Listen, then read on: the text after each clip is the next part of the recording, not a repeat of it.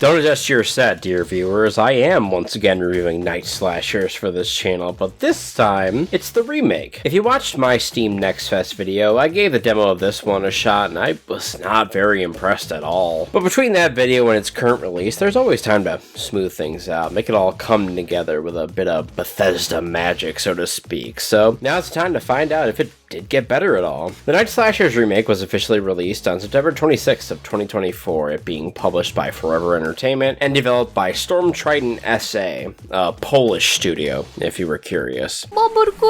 If you missed out on my Night Slashers video, let me give you a quick refresher on both the game and its story too. Night Slashers is a horror-themed side-scrolling beat-em-up originally developed and published by Data East all the way back in October of 1993. You select from one of 3 monster slayers and you go on a crusade to save the world from the forces of darkness, including all manner of zombies, vampires, slasher villains, and horrid monsters. Pick your selected hero and then fight across the world to stem the tides of darkness, which this journey takes you from a hospital where you battle Frankenstein and his monster, followed by a foggy forest path that leads all the way to Dracula's castle, where you, of course, fight Dracula, and after killing him, you head off to close the portals of inscrutable darkness, one in Mexico, and the other one in the Fortress of Darkness, owned by final boss Cyber Demon Zarutz. If you want the full total breakdown, feel free to watch that original video. Unlike the original Night Slashers on Switch, that one isn't going anywhere. But back to the remake now. What does it offer over just emulating the original? Well, the remake boasts enhanced graphics, a totally remixed OST, expanded cutscenes with new art, 100% new character to play as, in full 4-player co-op because there's now 4 Slayers. Does it stack up well to the original though? Let's find out. The game opens up with you, the player, staring down a Night Slashers arcade cabinet while the original game's attract mode cutscene plays. I find it a bit odd it opens like this instead of it just being in the new engine, but oh well. We then abruptly cut to that happening, with you getting to control the characters themselves instead of the game just playing the tutorial by itself. And then you get the in-game tutorials with the same thing too. The game then rolls through the rest of the opening cutscene, but with a new HD art style, each character getting an intro except for the newcomer until the very last segment at least. And then we cut to the game's main menu. I go for arcade mode first, of course, because well, that's the main attraction. Of course I picked Jake first because I mean, well, duh. Good tip, game.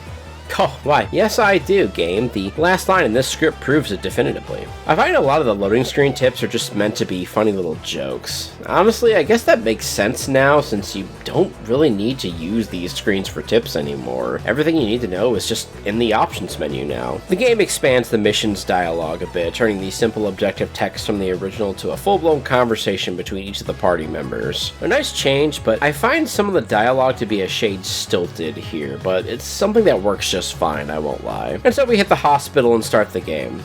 Here we are, Night Slashers Remake.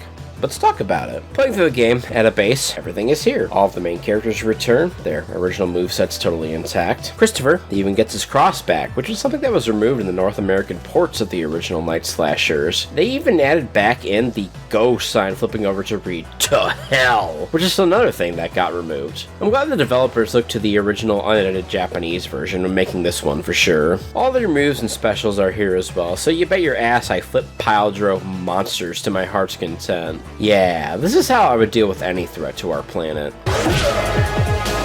Pay the remake some compliments, I actually do think the upgraded graphics do look pretty nice. Playable characters are very sharp looking, as are all the enemies as well. Every enemy also makes a return too, with some new color variants for each one as well, or for the werewolves at least. The only thing I find odd about the newer models is when the Slash Executioner dies, his eyes stay wide open. Contrary to popular belief, this guy did see it coming, and he's still seeing it as his soul descends into hell. The magical attacks return too, duh, and also do look very nice. Jake has his gravity attacks. Ice River!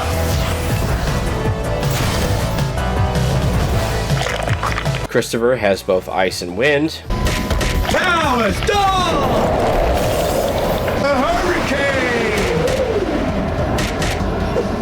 And Hunghwa Xia has fire, of course.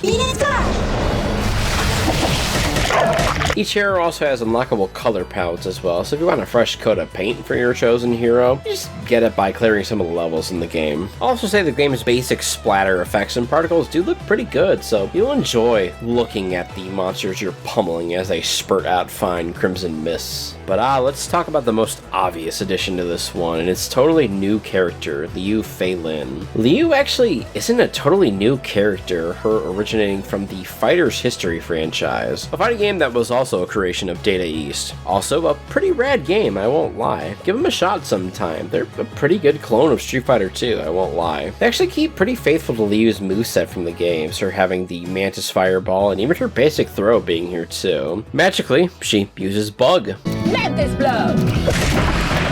Pretty obvious, and she's obviously a Mantis Kung Fu practitioner. She's a pretty cool addition, especially since they put some work into maintaining her old fighting game roots. Though I won't lie, I would have preferred Marstorius. Back to the game itself though, the remake maintains the original's cool, gory death effects for the enemies too, so you'll get to enjoy dismantling and splattering the armies of the damned, just like in the original. All 7 levels return here, with every boss returning too, and the story being totally intact. No unnecessary changes were made at all. Additionally, you have several difficulty levels to play, so you can adjust your experience to be easier for a more breezy playthrough, or something much harder if you're looking for a challenge. To comment on the game's default difficulty level, I didn't really have any issues getting through a normal level playthrough. It was actually pretty easy since the game gobs lives onto you almost non-stop if you're doing even semi-well. On top of these various difficulties, you also get mutations, which are modifiers that you can slap onto your game for some additional spice. To put a final compliment onto the game, it features an all-new enhanced original soundtrack with remixes of all the game's tracks, and they're all pretty banging in my opinion.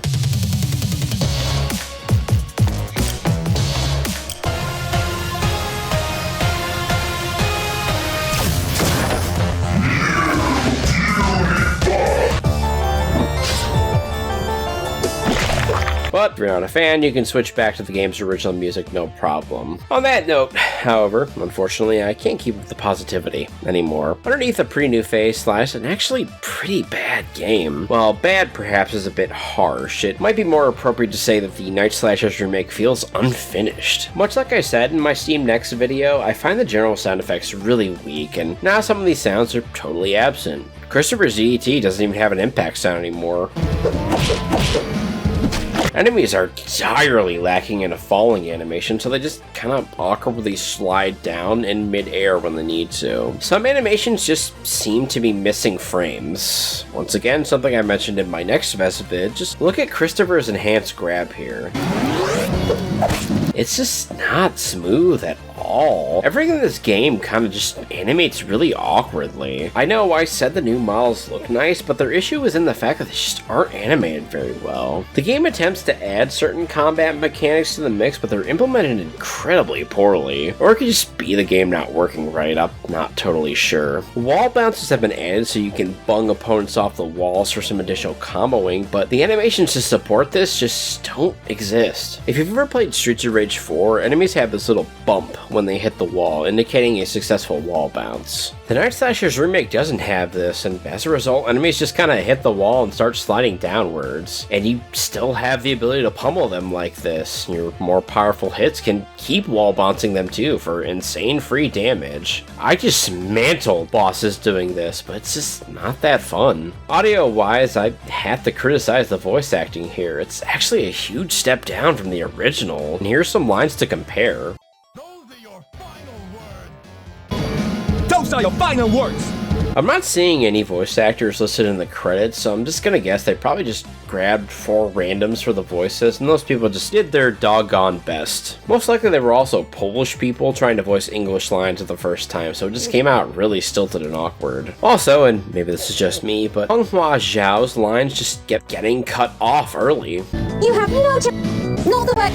I'm not mashing through these lines here for reference, it just kinda keeps happening. The AI in this one also seems a bit lacking. There were a few times where an enemy would just be standing there doing absolutely nothing. It was odd to see, to say the least. Yeah, that's all I gotta say on this one, really. The Night Slashers remake is just kind of a mess overall. While it does sport nice looking new graphics, a great soundtrack, and general additions that are pretty cool, it has far too many drawbacks for me to recommend. Awkward animations, lacking anime AI, downgraded vocal performances, and terribly implemented new mechanics put this one firmly in the mediocre camp. It is surprisingly cheap though, only being about $10. Maybe I'm a pessimist when it comes to the game industry these days, but I assumed it was probably gonna be like twice that price point. Regardless though, I'm not even sure I could say go for it at such a low price. Wait for a sale, in my opinion, viewer. What's sad though is, outside of emulation, the original version of Night Slashers is simply not available anymore. Yeah, that Switch port is gone now, and you can only play this one instead. Kinda hate that this game doesn't even offer an original version of that one too. It would make that $10 price tag more worth it. I hate when this sort of thing happens, especially when, well, the original version of the game is just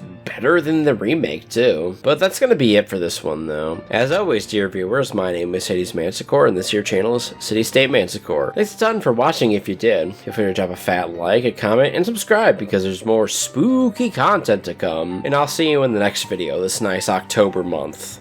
Goodbye.